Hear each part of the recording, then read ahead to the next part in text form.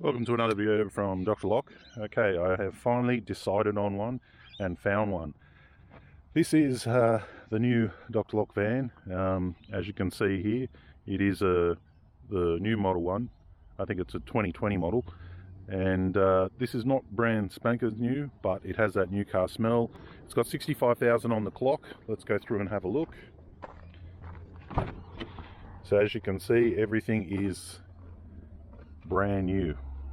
It's got logbook history. I mean, look at the seats. Look at the seats. Everything is as brand new. Now, there's a reason I went for this particular model. It's got a few scruffs. The tires are good. Bit of discoloration on the bumper bar. It's not 100% perfect, but it's definitely perfect enough. A little ding there as well that's coming out, so something's hit it on the inside. But definitely perfect enough for what we'll be using it for. It's got this large tailgate, so that works as an awning. Now, what I did notice when I was buying it is that I looked under the mat here and I saw one little shard of glass. See? A couple of little shards of glass. So there is a strong chance that this tailgate has been replaced at some stage and those nuts give it away. See that? But I'm not worried about that because the price was right. Everything is nice and tight and tidy. To be honest with you, I'm amazed with the way it drives. So one of the first things I noticed with this vehicle is that it gives you school zone warnings. You've entered a school zone, it's on the dash, it's on the GPS, and it's also audible as well, which is quite good considering it's so easy to forget that you're in a school zone. Just like that. Okay, well, also another thing I've noticed here is distance to empty, which is great. Being a petrol, I worked it out to be about $15,000 more than the diesel when compared to how much fuel. So there is a 20-25% more fuel ratio on this, but it's worth every cent. Okay, so we're just going to do a stop from here, and then we'll do an accelerate. Okay, we're at a 0 stop going up a hill. Let's go. Oh wow, it's got some power. You can feel that slight push back into the seat, which is, for a work van, pretty amazing. I haven't had a work van with a motor like this in it ever. It is probably the most strongest work van as far as power that I've driven so far. We've got lane assist as well. We've also got directional reversing, and I'll just quickly show you that. Okay. So let's go for reverse now, and watch what happens when I turn the wheel. I've got big mirrors. Watching the lines kind of straighten themselves back up. We also have parking sensors, so it will actually tell you when you're getting closer by beeping and all that sort of stuff. The actual gauges are pretty awesome. They're big. The steering wheel goes around. Your vision is once again awesome. You've got a good mirror there with the little indicator on the side there. Little indicator to tell you if somebody is in your blind spot, so blind spot mirrors. It also has the pop-in mirror function. Pop-in mirror function, and your mirrors just as normal. Your cup holder here, a cup holder with the phone would be perfect. The GPS as well, yes it's older, yes it's sluggy, but it's still functionable. You've got the CD player there. I don't see any USB, but most likely there might be one somewhere. I can see a USB down here and some sort of input. So there it is there if you want to plug in. Another 12 volt down there, got a 12 volt up the top there. We've got parking assist there. Looking over this side, headlights, bonnet, and petrol on that side. That might be the microphone for the phone, hopefully. Stability. So all in all, I'm 6 foot and I fit in here quite nicely. The armrest is quite good. I thought it was too low, but it's actually quite good. Looking at the steering wheel, you got everything you could kind of want. Return button for this, phone button, volume control button, cruise control, lane assist, mode, talking, so you can talk to it, airbag. This vehicle has a lot of airbags. You've got one here, one under here, one here, one here. So it's not the type of car you really want to crash. Now, the way it drives, the reason I got this particular model is because we do a lot of short journeys. And the one thing that kills a diesel motor is short journeys. So we went for the petrol model. Now the petrol model you can't get. They discontinued in 2021. So you've got between when they first released in 2019 to 2021 to get a petrol model, and then try finding one that's 4 years old that has less than 50,000 K. It just can't be done. Super hard. But does that V6, and yes, V6, make a difference on this car? And I'd say absolutely. It's the most powerfulest, punchiest work van I've ever driven.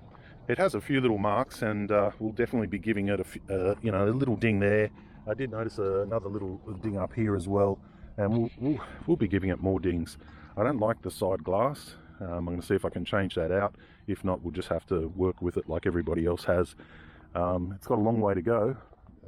Window grills, benches, suspension, side window, sign writing, power, all of that stuff to bring it up to a workable van. I did notice a little bit of corrosion here, but I'm not worried about that. All in all, it's quite a nice tidy van. Now, does it make a difference between diesel and petrol? Absolutely. Would I even look at a diesel now? No, because it's not that type of car. This has to do short stops all the time. Let me show you under the bonnet. This does short stops all the time, and that's where your motor gets clogged up. If you can't clean out the DPF filter and you can't burn off that excess, you're going to be left cleaning it. Where is it? All right, there it is. I'll do it one-handed. Oh, this is hard. Okay, so this is the motor. D45 V6, and yeah, at the traffic lights I gave it a bit and it moved. It absolutely moved. You get to 80 in like a second or two. It's got everything you would want. The battery, it'd probably be about 5 years, and then I'll have to change it. A few little things I did notice, such as a little bit of corrosion on these clamps here, and when I had a little look under here, I did see another one there with a little bit of corrosion on. So whether or not this car's been somewhere near the water, I just don't know. But everything else is just genuine dust. No problem. You finished? All right, that's a magpie. But everything else is good. So basically, I've done so much work on the old iLoad and all the rest. I've got the stage where I thought, you know, it's just too much. I just don't want to keep working on cars. So this one here's got 60,000 on the clock. I was going to buy the exact same model but in a diesel, and the price was, we actually won the auction and we settled at 35,000. And what the auctioneer did was they wanted more. So what they did is they didn't call me, and then they just relisted it, which really they should have called me. We should have negotiated and all the rest. To be honest with you, I'm glad we didn't. I settled at 35,000 on it, plus 1,500 for dealers premium and all that sort of stuff. So it would have been about 35, 36, 37, 37,000. And I bought this car, which doesn't have all this sign writing on it, doesn't have a cargo barrier, sure, doesn't have it's been used residentially, you know, just for domestic. So it hasn't been used commercially that much. So this was a much better buy than the other one that I could have picked up from auction, which had a bit more of a beat up body. 75 on the clock. This has 65. This has the petrol, which I prefer, and the other one was a diesel. So all in all, I'm glad I didn't take the one from the auction. I would have been paying more for a shit of quality, paying all the fees, all that sort of stuff, and I just bought this one privately. So leave it down in the comments what you think I paid. I'll tell you at the end. And for all in all, this van is about $60,000 when you buy a brand new one. This one, I'm sure it's 4 years old, but it's still got that new car smell. It's a Toyota. And one more thing, these are the only cars I've seen go into the 350 mark. The petrol variations go into the 350. I've seen them. They sell them, but I can't find any diesels with that higher kilometers. So that simply tells me they're wrecking them before they get up to those kilometers because it's too much to repair. So we want one that can stop, start, and driving is amazing. It's a bit more boxier than an iLoad. It's a bit wider, but you'd certainly get used to it. kind of quickly. It came with a seat, so this seat will just have to go on eBay. That's coming out of there. It's pretty much just a bar bolted in, and you can remove it just by pulling the 2 pins, really. I could just leave everything else in there, but I don't need it. I'll sell the seat on and try and swap it for a cargo barrier. Looking over the front of the car, even got a headrest in there, a headrest cover. Definitely impressive to drive.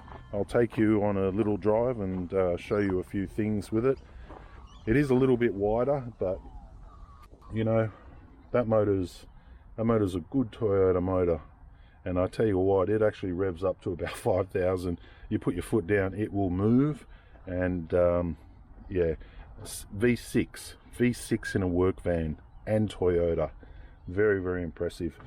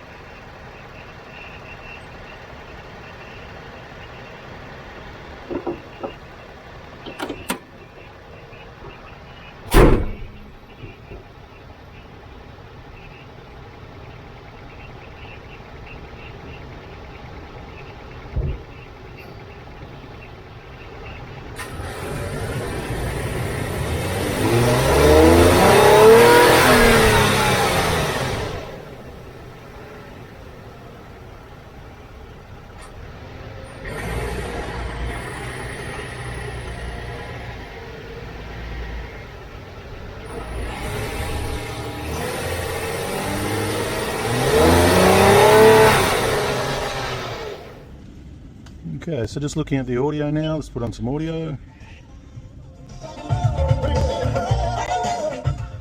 Good enough. So yeah, very impressive. There's a kookaburra, just for anyone who wants to see 2 kookaburras. Alright, so there seems to be some sort of dash cam here and some other box here. We'll have to research that and see what's involved in that.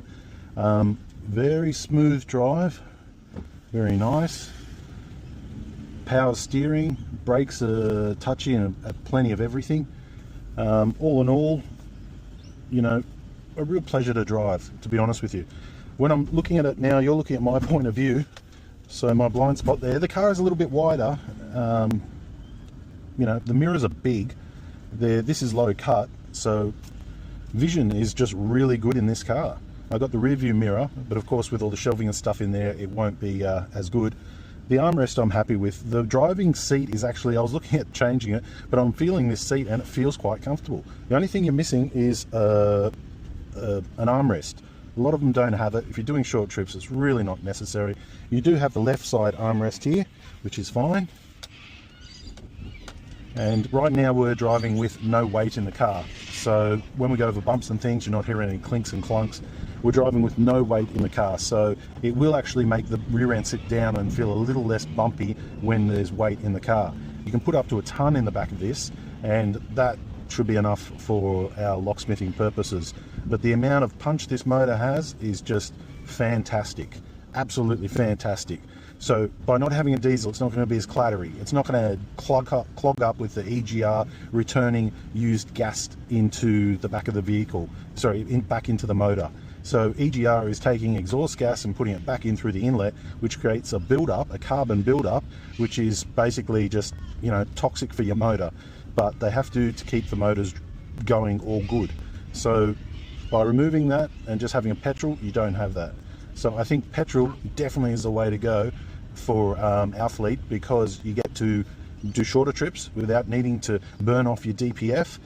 It's got the punch, which is really good. And I've seen these cars get up to 350,000. I don't think I'll be able to get that out of my diesel iLoads. The one we just did the motor on and all that, we're only talking little, 260, and it's already, 260 we're changing a motor. Alright, so we're just driving around. As far as storage in this car, we've got the holder here, we've got the drink holder here, I've got another one here. It's more than sufficient. You can also put in something in the middle, like that's enough room for a fridge right there. So everything is, as far as convenience of driver, this is luxurious. As far as power, this is luxurious. As far as the build quality, look, if you get 10 years out of it, you get 10 years. These Toyotas are not cheap. Not cheap. So I'm quite happy with the purchase at the purchase price we did. Make sure nobody's coming. Just driving around here very slow. This is actually private property. We probably shouldn't be driving around in here, but it's nice. Everything's green, and I thought it would make a nice nice video. Looking up there, there's the church. Nice sandstone church. So yeah, all in all, how would I rate this car? Well, it's the most punchiest and all the rest. I am hands down giving it higher points than the Hyundai iLoad, and this will be the make and model we'll all be going to. A little bit of road noise, not too bad, but considering it's an empty van with no cargo barrier, that's to be expected. But all that power on tap, listen. Now remember, that's non-turboed. I had a look and I'm pretty sure it's non-turboed. If I've made a mistake, put it down in the comments. But that's non-turboed V6 3.5 litre compared with your 2.8 litre diesel. So most impressive. Look, I'm happy to pay the extra for the power and pay the extra for the smoothability, if that's a word, smoothability, responsibility, used in the wrong context, responsibility as far as it's got response. Like a rocket, just takes off. All right, so that's my review on the Toyota Hiace 2020 or 2021 3.5 litre automatic. I wouldn't have it any other way. If you're worried about manual or what, just get auto. Auto for traffic, much better. I've got my lane assist. It tells me school zones, distance to empty. I am impressed. Out of all the work vans I've driven, this thing rocks.